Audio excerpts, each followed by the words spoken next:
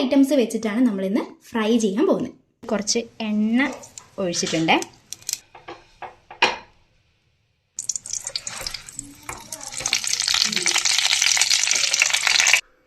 നല്ല കുഞ്ഞി അയില കിട്ടിയിട്ടുണ്ടേ. അപ്പോൾ അയില നല്ല ഡിഫറെൻ്റ് ആയിട്ടൊന്ന് പൊരിച്ചെടുത്താലോ? ഇന്നപ്പോൾ നമുക്ക് അയില ഫ്രൈയുടെ റെസിപ്പി നോക്കാം കേട്ടോ.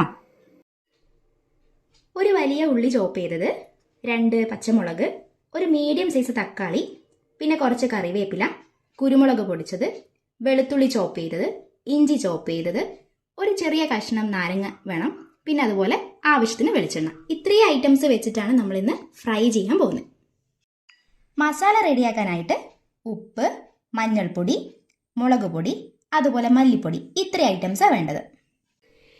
സ്ക്രീനിൽ ഇപ്പം നിങ്ങൾ കാണുന്ന ഐറ്റംസ് ഒക്കെ അരച്ചെടുത്തതാണ്. ഇനി അത് മീനിലേക്ക് ചേർക്കാം.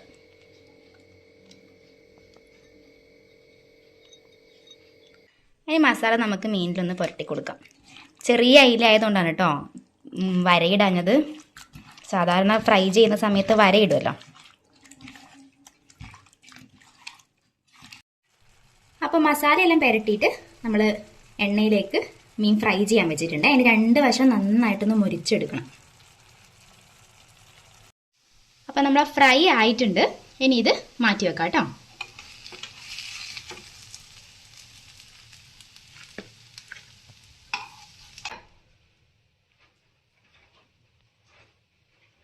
അപ്പോൾ മീൻ പൊരിച്ച പാത്രത്തിൽ തന്നെ നമുക്ക് ഇനി ഉള്ളി വഴറ്റിയെടുക്കാം.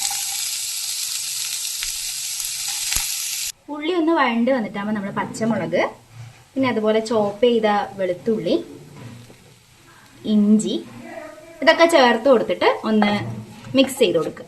മസാലകൾ ചേർത്ത് കൊടുക്കുക. ആദ്യം മഞ്ഞൾപ്പൊടി, നെക്സ്റ്റ് മുളക് പൊടി. മീനിന് കുറച്ച് മുളക് കുറവായിരുന്നു, അതുകൊണ്ട് കുറച്ച് അധികം ഇടാം.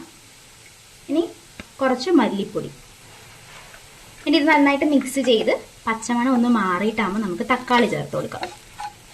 മസാല കുറച്ച് ഡ്രൈ ആയതുകൊണ്ട് നമുക്ക് കുറച്ച് വെള്ളം ആഡ് ചെയ്യാം കേട്ടോ. ഇനി ഒരു തക്കാളിയാണേ. തക്കാളി കൂടെ നന്നായിട്ടൊന്ന് ഉടഞ്ഞു വരണം. ഇനി തക്കാളി ഒരു പകുതി വേവായി കഴിഞ്ഞാൽ കുറച്ച് നാരങ്ങ നീര് ചേർക്കാം. അപ്പം മീൻ പൊള്ളിക്കാൻ വേണ്ടിയിട്ട് നമ്മൾ ചട്ടിയിൽ കുറച്ച് എണ്ണ ഒഴിച്ചിട്ടുണ്ട്. ഇനി അതൊന്ന് ജസ്റ്റ് ചൂടായിട്ടാകുമ്പോൾ നമുക്ക് വാഴയില വെച്ച് കൊടുക്കാം.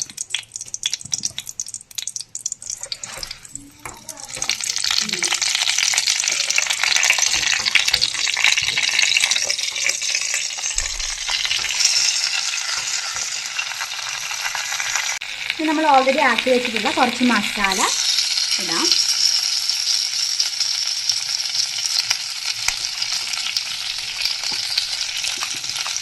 ഫ്രൈ ചെയ്ത് മാറ്റി വെച്ചിട്ടുള്ള മീൻ വെച്ച് കൊടുക്കാം കേട്ടോ. ഇനി ഇതിൻ്റെ മുകളിൽ പിന്നെ നമുക്ക് ബാക്കിയുള്ള മസാല കൂടി ഇട്ടിട്ട് ഒരു 2 മിനിറ്റ് അടച്ചു വെക്കാം.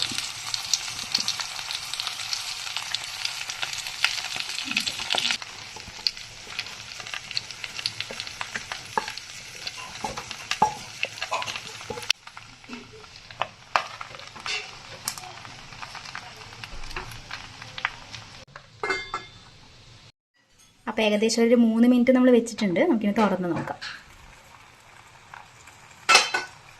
നല്ലൊരു മണം വരുന്നുണ്ട് കേട്ടോ, ആ വാഴയില വാടിയതിൻ്റെ ഒരു മണം. അപ്പോൾ നമുക്കൊന്ന് തുറന്ന് നോക്കാം.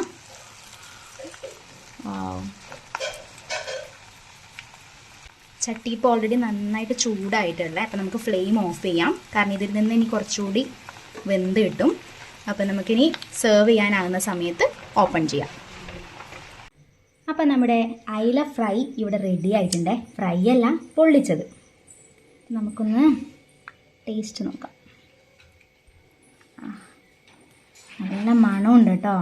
ടേസ്റ്റും സൂപ്പർ തന്നെ ആയിരിക്കും. അപ്പം നിങ്ങൾ എന്തായാലും ട്രൈ ചെയ്ത് നോക്കണം. അപ്പോൾ ചാനൽ ഇഷ്ടമാവുന്നുണ്ടെങ്കിൽ സബ്സ്ക്രൈബ് ചെയ്യുക, അതുപോലെ സപ്പോർട്ട് ചെയ്യുക. അടുത്ത വീഡിയോ ആയിട്ട് നമുക്ക് ഉടനെ കാണാം.